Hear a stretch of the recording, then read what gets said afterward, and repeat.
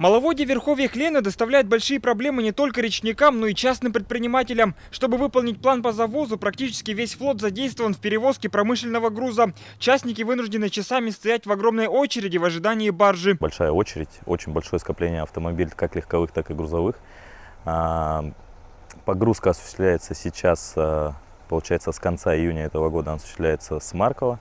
Низкие уровни воды наблюдаются вот уже на протяжении 5 лет. За это время крупные промышленные предприятия научились подстраиваться, поэтому плановый показатель текущей навигации лучше, чем в прошлом году.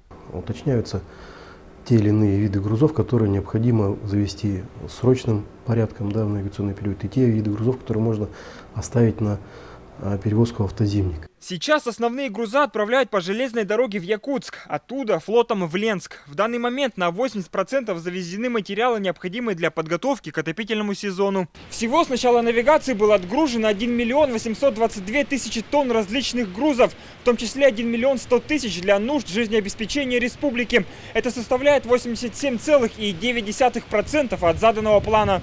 Помимо маловодья в верховьях Лены существуют и другие проблемы нынешней навигации. На арктическом побережье проведение дноуглубительных работ долгое время осложнялось наличием дрейфующего льда, который не позволял разрабатывать судоходный участок. Вот эти вот гидрологические такие, скажем так, метеорологические условия на арктическом побережье, к чему они могут привести? Скорее всего, это будет позднее возвращение флота с арктических перевозок.